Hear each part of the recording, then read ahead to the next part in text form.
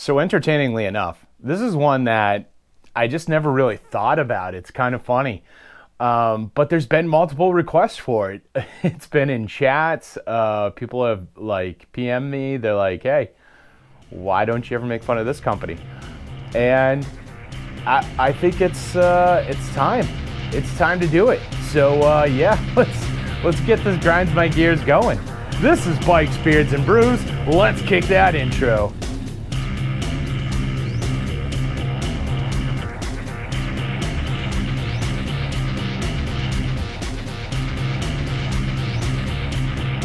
Hey guys, welcome back to the channel. Before we kick this one off, make sure you like, comment, subscribe, hit that bell notification. New videos on Mondays, Wednesdays, Fridays. Until it gets too cold, then we'll probably go down to 2. You've been warned.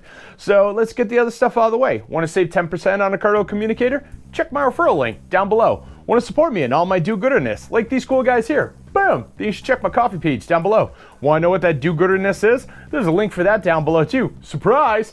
So let's just jump right into this one. Today we're talking about the Ducati, just Ducati in whole, and why this company grinds my gears. Now, first and foremost, right out of the gate, I want to be very clear about this. Before I ever owned a motorcycle whatsoever, I had fantasies of a Ducati. I really wanted one. I had like probably the same motorcycle magazines a lot of you guys came up on. My dream bike was a 749 Dark from Ducati. Like, I absolutely loved that. I'll pop a picture of it right there. I love the way the headlights look. I love the way it looked from a side view. Like, that bike was just a beast. I love that matte black. Like, this is the bike I wanted. The problem was, I was shopping for champagne on a beer budget. No, check that. I was shopping for gold bars on a PBR budget. I mean, this thing was way out of my range. Honestly, at the end of the day, I ended up with a 2007 Kawasaki Ninja, and the Ninja itself was half the price of the Ducati 749 Dark.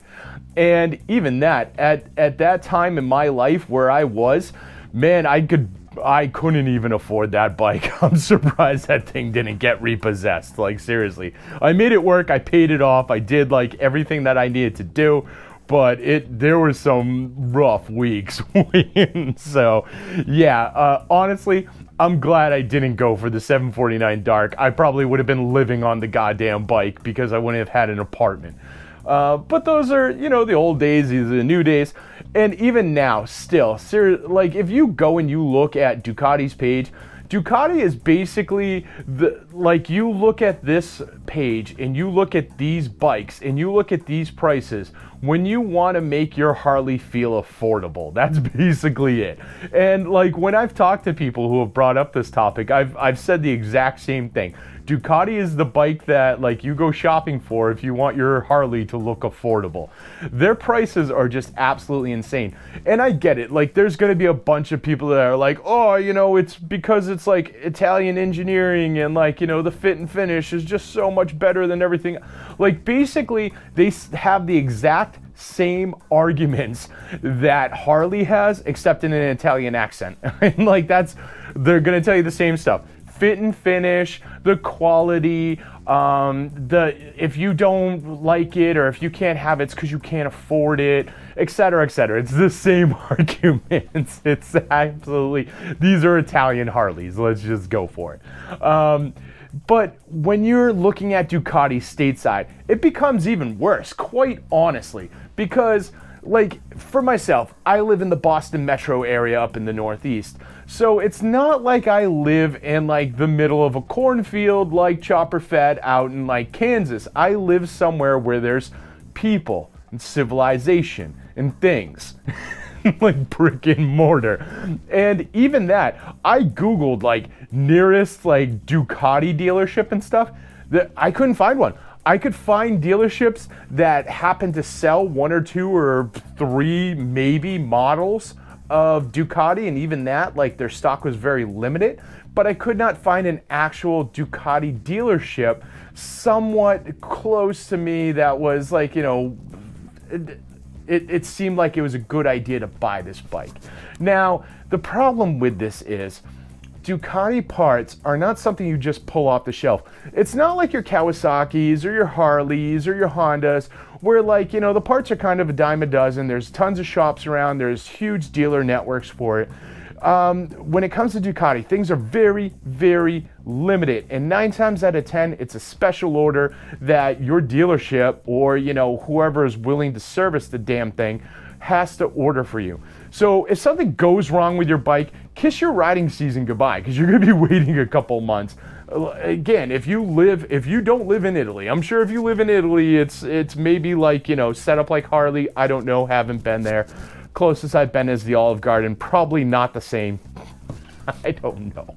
So nonetheless, you know, when you're buying a Ducati stateside, when you're making these arguments of it's like a precision machine, the fit and finish is excellent, all this, that means absolute dick when you're broken down on the side of the road and you can't find a damn person anywhere that's willing to fix or able to fix this bike. And that's really scary, because like one of the big things that Ducati has and they push over here that people seem to like are the multistradas. I actually looked at like one of the multistradas when I was like doing the research for this video, and I looked at the V4 Pikes Peak edition, because honestly that was probably the closest thing that they had in comparison to the Harley Davidson Pan America. Now, honestly, I'm not a huge fan of the Pan America, and it's not because of the Pan America itself, it's just I'm not a huge fan of ADV bikes in general, just the way they look and whatnot. But like when you look at the multistradas, there's actually a V2 where the horsepower is way lower and like it's more stripped down, so the V4 seemed to be kind of in line with what the Pan America was offering. So I compared the V4 Pikes Peak to the Pan America Special. So I took the most expensive Pan America and put it up against the mid-range multistrada, and it was a $10,000 difference between the two bikes. And quite honestly, the Pan America, I feel like offered a little bit more to its riders. I know that like the Pan America has like the electronic suspension where it adjusts the heights and stuff, because like your ADV bikes tend to sit taller. So if you're a shorter person, you want it to be lower when you get to like stop signs or you stop somewhere out in like, you know, the middle of the desert, so you're not dumping your bike. With the multistrada, their solution to this is we'll sell you a lower seat. It's like, all right, guys, cool. It just, when I was comparing it as close to apples and apples as I could get, it was just like an overpriced machine that, seriously, if you're taking this thing and going on adventures with it in the US, let's say you go out into like, you know, desert conditions or off-roading somewhere, places where there's not a lot of civilization to begin with, and this bike has issues, you are fucked. Like, there's a very good chance that nobody in that area will take care of your Ducati if that thing breaks down or has an issue. And you are absolutely screwed. At least with a Harley, there's a fair chance that Harley, like Starbucks, is on every goddamn street corner and you can get your bike over there and they could probably take care of it a whole lot quicker. That is nuts.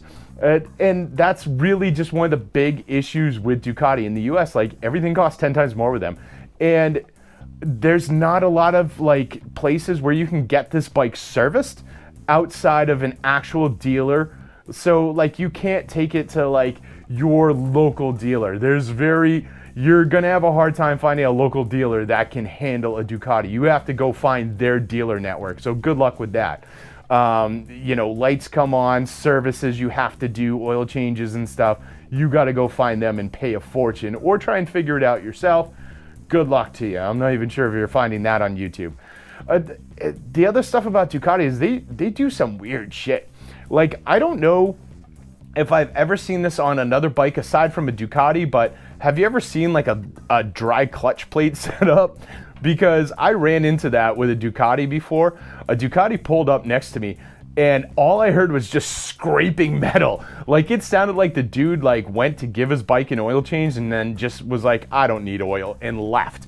And that's exactly what the dry clutch plate sounds like. It is awful. And somehow that dude's pulling up going, no, this is the best thing ever. While it sounds like it's just Freddy Krueger like going to town on a chalkboard on his engine. It was horrible. So, like, Ducati, you were doing some weird ass shit. I don't care if it runs better. It sounds like shit, and it leaves you pretty concerned about the engine. And then at the same time, if you've got all that like metal scraping and stuff like that, how do you know when the engine's actually having issues? That makes it more frightening, and you probably won't notice until the thing blows up. Like, just Ducati is it is really a bike that you go out, you pay way too much money for. You try not to ride too much, because when it does break down, you're absolutely screwed. But you can use it as status. So this is the bike that you take for 5 miles over to Starbucks. You roll up and you park next to all the Honda ADV bikes, and you go, yeah, yours are all right, but I got a Ducati. And then you drink your little foo-foo drink. You try and look cool in your Dayglow freaking outfit, while everyone there is just talking about what a douchebag you are. You finish that up, you drive home, and then you make your, like, I don't know, 200-mile service, like, with Ducati. That's now going to cost you 10 grand. Ducati, seriously, you are batshit insane. Bring down the prices. Be a little more competitive. Like, start sharing, like, your tech and stuff so people can actually repair your bikes outside of Italy. And just stop being dicks. Like, even now, like, I priced a 749 Dark. To buy one now, used on the market in 07, is like the same price as if I bought my Ninja brand new back in 07. That is batshit, seriously. Ducati, you are on notice. You grind my gears, knock it off. Yeah, I mean, even when I'm going up and down the East Coast and stuff, you don't see a lot of Ducatis. I mean, the Ducati Monster looks cool. There's always a different version of a Ducati, like by a different manufacturer out there, that you can get that probably looks very close to that Ducati, that's way cheaper, just as reliable, and probably has a much better dealer supported network if you find yourself in a jam. Like, I don't, like, I feel like Ducati owners are the same people that go to like S&M shops and just have like pay someone to punish the shit out of them, because Ducati is, I mean, oh, like, at least, like I said, out of Italy, when you go to like US and stuff like that, it's like you are just a glutton for punishment. You enjoy that torture, and that's where you're at. Whatever, if that's what you like, but nonetheless, I hope you enjoyed this video. Make sure you like, comment, subscribe, hit that bell notification, share this video with friends, share it with family, share it with that one Ducati owner you know. I'm just kidding, no one knows a Ducati owner, there's none around here. Just share it with somebody. And I'll see you all on the flip side.